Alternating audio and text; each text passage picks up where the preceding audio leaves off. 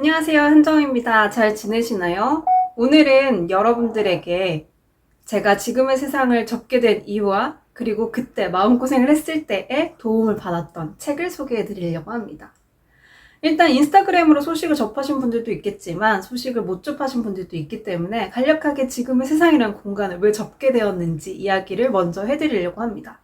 제가 2018년부터 지금의 세상을 오픈을 하고 운영을 했는데 6평이라는 굉장히 작은 공간에서 시작해서 2023년도 7월에 20평대의 나름 큰 규모의 책방으로 확장을 하게 됩니다. 2023년도 7월에 이제 재오픈을 하고 한 달도 안 됐는데 임신한 사실을 알게 돼요. 가장 첫 번째로 든 생각은 이거였어요. 어떡하지, 이 공간? 내 일은 어떻게 해야 되지? 그런 걱정 때문에 사실은 온전히 전 즐기지 못했고 좋아하지 못했던 것 같아요. 특히나 제가 계획하에 생겼다기보다는 갑자기 정말 생긴 거여가지고 어떻게 해야 되지라는 생각이 너무 저를 힘들게 하더라고요. 이 큰 공간에서 내가 하고 싶은 것, 그리고 해보고 싶었던 것들을 마음껏 해야겠다라는 생각만 가지고 있었는데, 그게 힘들겠다라는 현실적인 것들이 막 다가오기 시작하더라고요. 제가 얼마 전에 친구랑 이야기를 하다가, 제 친구는 인생의 계획에 결혼과 출산들이 조금 있었더라고요. 근데 생각해보니까 저는 일에 대한 욕심이 굉장히 많은 사람이어서, 결혼과 출산에 대한 생각들이 딱히 없었어요. 결혼은 그냥 어떻게 하다 보니까 흘러가다가 하게 되었고, 아이는 정말 갑작스럽게 가지게 되어서 저는 사실 너무 두렵고 무서웠고, 그리고 나를 포기하고 싶지 않아라는 그 마음이 너무 많이 들어서 정말 감정 기복에 휩싸이는 그 몇 주간은 매일 울기만 했었거든요. 근데 지금 생각하면 왜 울었지 싶긴 한데 그때는 호르몬이 정말 저를 지배해서 매일 밤 울었던 기억이 나긴 합니다. 울었던 이유 중에 하나가 또 있어요. 뭐 일에 대한 것들도 있긴 하지만 내가 누군가 인간을 만들 수가 있나? 나는 나를 희생할 수 없는데? 아직 나는 해보고 싶은 것도 많고, 여행 가고 싶은 것도 많고, 막 많은 것들이 남아있는데 나를 희생해야 될 수 없어. 막 이런 생각이 저를 엄습하더라고요. 근데 그 누구도 저한테 네 일을 포기해, 희생해 라고 말을 하지 않았거든요. 그냥 자연스럽게 저한테 자꾸 그 생각이 들었어요. 그런데 언제까지 이 생각을 가지고 살아갈 수가 없잖아요. 그래서 가만히 멈춰서 이 감정, 두려움과 희생이라는 생각이 어디서 시작됐는지 저를 파기 시작을 했습니다. 그래서 파고 파다 보니까 저희 엄마한테서 이 희생이라는 것이 나왔구나 라는 것을 알게 되었어요. 저희 엄마는 굉장히 희생적인 분이었거든요. 정말 자식만 바라보고 살았던 분이어서 제가 받았던, 그리고 제가 봐왔던 엄마는 희생이라는 게 뿌리 깊게 박혀 있었던 거예요. 그래서 그게 무의식적으로 바로 올라왔었고, 나는 엄마처럼 희생할 수 없어, 그렇게 살고 싶지 않아 라는 것들이 저를 힘들게 했던 거죠. 제 무의식이 저를 지배를 했다면 제가 해야 되는 것은 단 한 가지였어요. 제가 무의식을 벗어날 수 있는 새로운 정보들을 접하는 것이었죠. 그때부터 제가 일하는 엄마들의 이야기를 들어야겠다. 일을 하면서 자기도 지키고 그 고군분투하는 사람들은 어떻게 살아가고 있는지에 대한 이야기를 많이 접해야겠다라는 생각이 들었어요. 그때부터 일하는 엄마에 대한 책을 많이 사게 되고, 제 주변에 멋지게 그리고 현실적으로 눈물을 흘려가면서 일하시는 분들에게 많이 조언을 구하기 시작을 했습니다. 그래서 오늘은 여러분들에게 여러 가지 책 중에 가장 도움이 많이 되었던 책을 소개해 드리려고 합니다. 저처럼 일 욕심이 너무 많은데 갑자기 임신을 해서 당황하신 분들이거나 혹은 워킹맘으로서 살아가는데 지금 너무 지치고 힘들다면 도움이 될 책을 소개해 드리도록 하겠습니다. 오늘 소개해 드릴 책은요, 두 권인데요. 두 권 다 인터뷰집입니다. 첫 번째 책은요, 바로 이 책입니다. 자아 예술가 엄마라는 책인데요. 이 책은 제가 임신 정말 극초기 때 지방 출장이 되게 많이 잡혀 있었어요. 그때 경주에 이제 북콘서트를 진행하러 갔을 때에 경주에 있는 서점에서 발견한 책입니다. 사실 제가 임신을 하지 않았더라면 절대 보지 않았을 책일 것 같거든요. 왜냐면 저랑 상관이 없다라고 생각을 했겠죠. 근데 이 책이 눈에 딱 들어왔고 이 책부터 읽어야겠다라고 해서 가장 먼저 읽었던 책이기도 합니다. 책을 펼치면 바로 이 문장이 나와 있어요. 이 책은 예술계 내 엄마라는 정체성, 그리고 특히 엄마인 상태인 엄마됨에 주목한다. 인생에서 이런 생각을 해본 적이 단 한 번도 없거든요.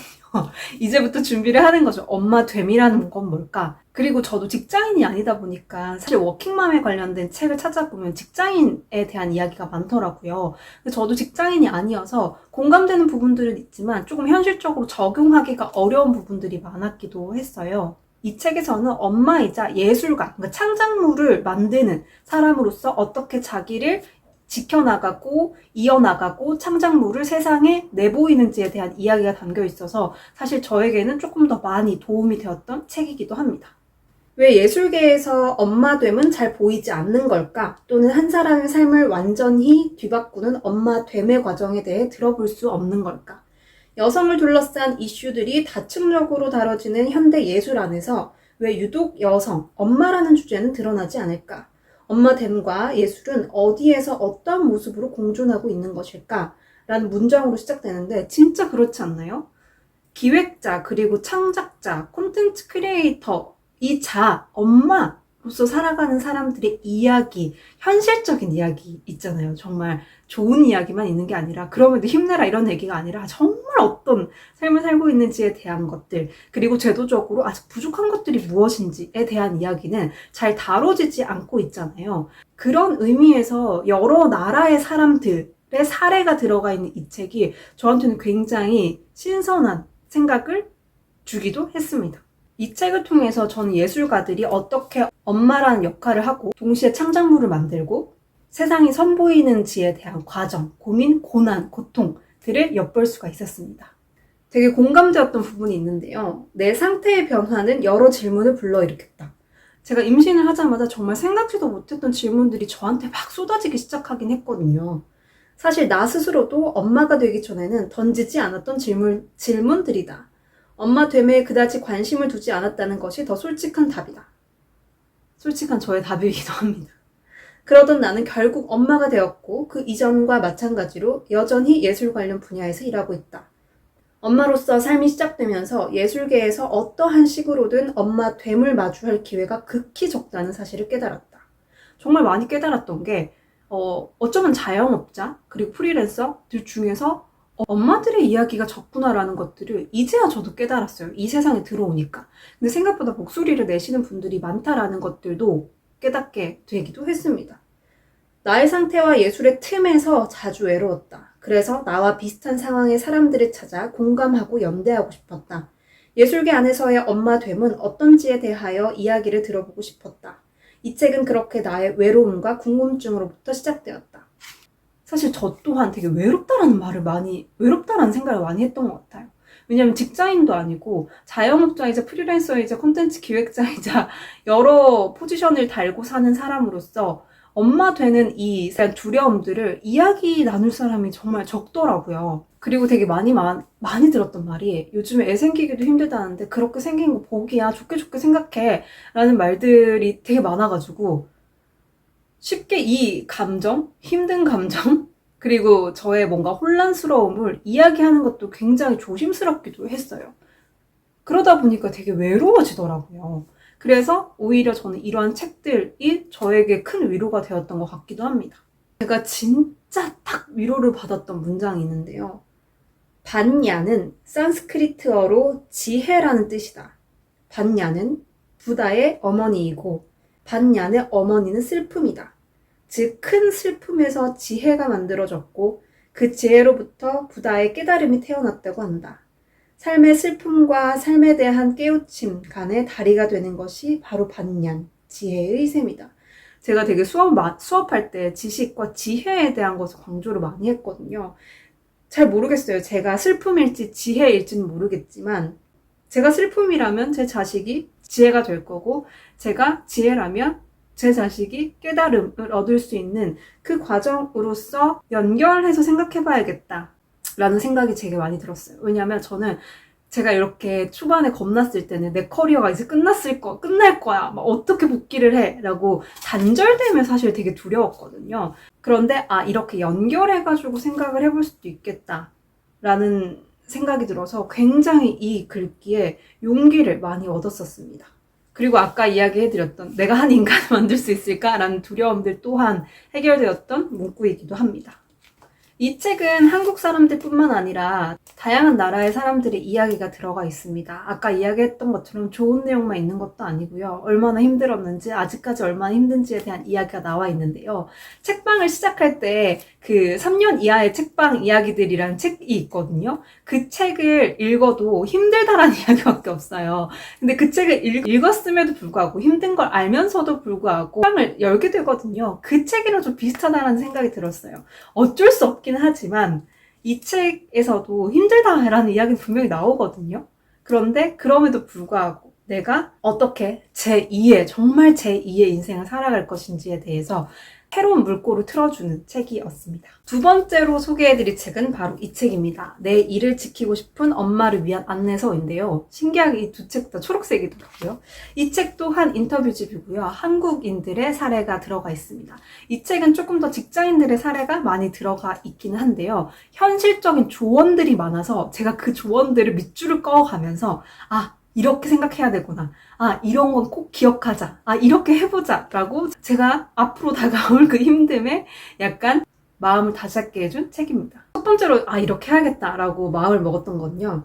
일주일에 한 번 집에 가기 전에 30분 정도 쉬었다 가라고 하더라고요. 생각해보니 나를 너무 돌아볼 시간이 없는 거예요.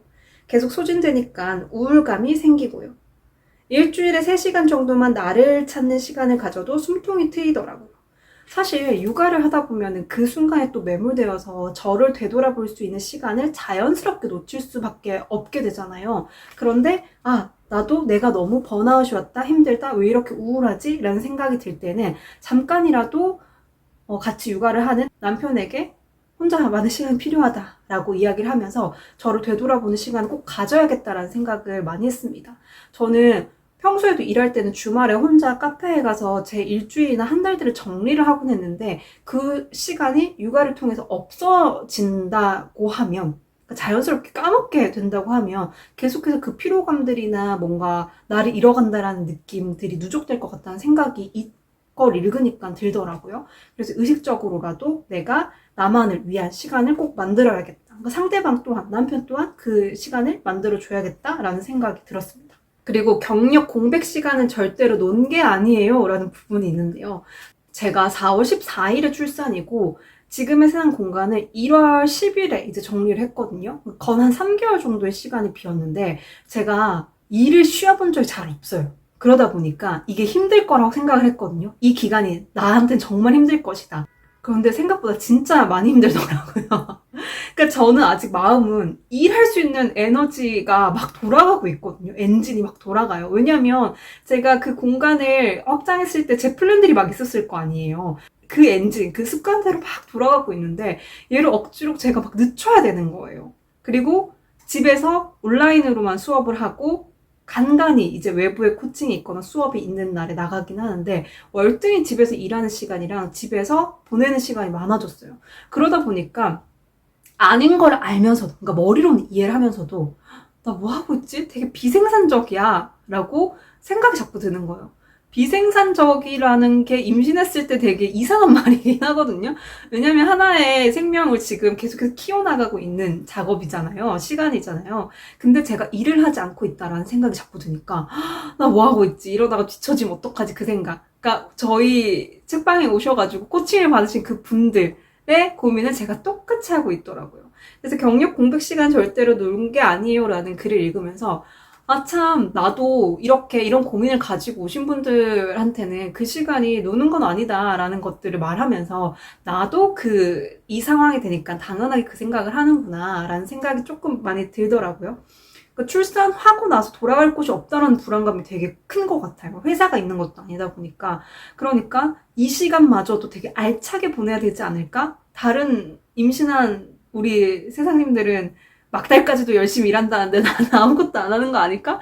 라는 그 불안감들이 계속해서 엄습을 하더라고요.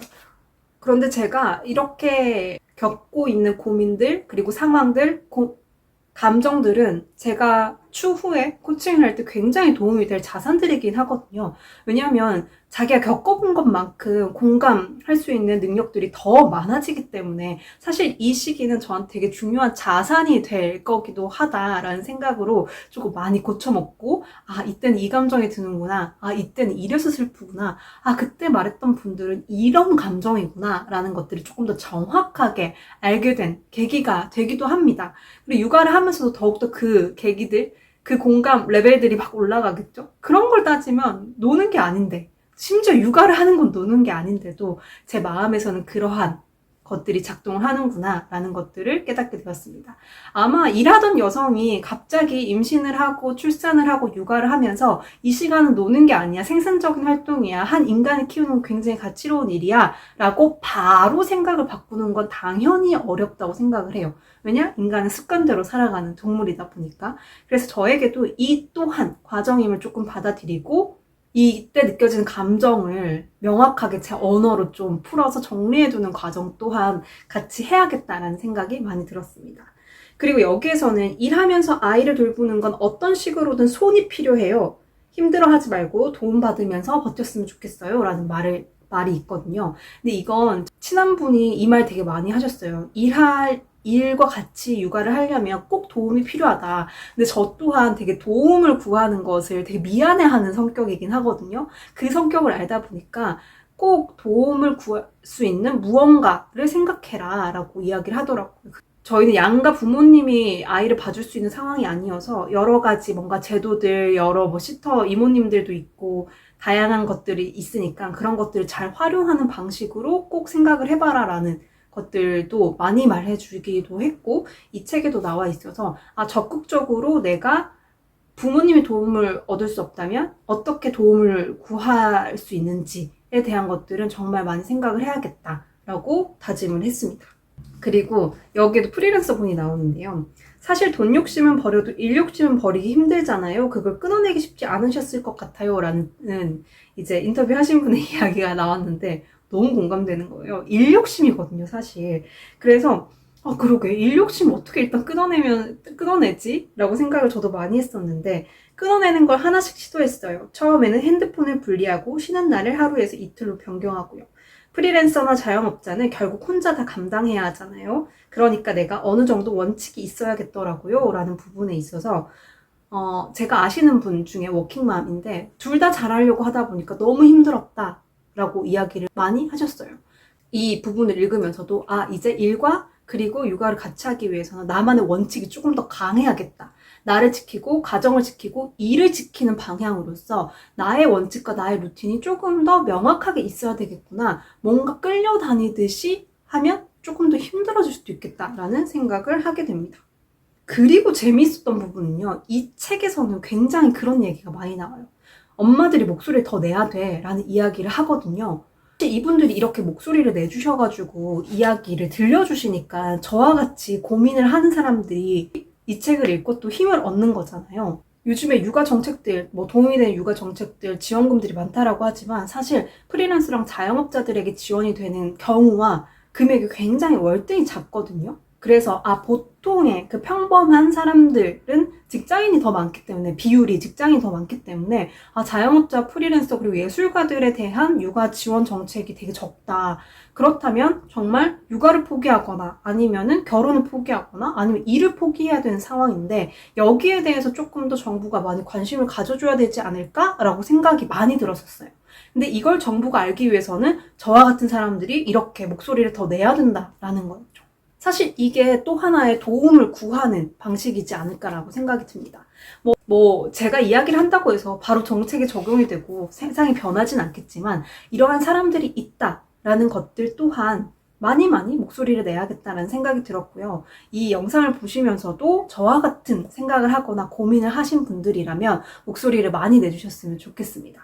사실 저는 임신 기간 거의 내내 모성애라는 게 생길까라는 생각이 들 정도로 되게 무던하게 임신 기간을 보냈거든요. 근데 저도 궁금하고 찾아봐야 되는 자료들이 많으니까 유튜브에서 임신과 관련한 것들 그리고 출산과 관련한 것들에 대한 영상을 찾아봤을 때 막 우리 아이 만나러 가는 날 이런 좋은 이야기들만 막 있더라고요. 그래서 임신이라는 사실이 당혹스럽고 두려운 사람들도 분명히 있을 텐데 왜 이 이야기에 대한 것들이 많이 없을까 하고 많이 아쉽기도 했습니다. 그리고 역시나 아니라는 걸 머리로는 알지만 호르몬이 자꾸 지배를 하다 보니까 내가 이상한 건가? 이렇게 생각을 해도 되나? 라고 자꾸자꾸 저를 의심하고 검열하는 과정들을 거치게 되더라고요. 혹여나 저와 같이 그러신 분들이 있다면 우리가 이상하거나 특이한 것이 아니라 어쩌면 조금 더 나와 그리고 가정, 내 아이를 지키기 위해서 더 많이 고민을 하는 사람이지 않을까라고 생각을 해주셨으면 좋겠습니다. 아까 전해드렸던 책 속의 내용처럼 우리가 슬픔이라면 자식이 지혜가 될 거고 우리가 지혜라면 자식이 깨달음이 될 수 있도록 그 연결고리들을 더욱더 강하게 만드는 방향으로 우리는 성장하고 있다라는 것들을 세뇌시키면서 보내면 어떨까라는 생각이 듭니다. 이런 시기가 오니까 정말 세상의 모든 여성들이 대단하구나, 엄마들이 대단하다라는 생각이 들기는 하더라고요. 진심으로 더욱더 응원하게 됩니다. 저는 또 다양한 책 소개로 찾아뵙도록 하겠습니다. 안녕.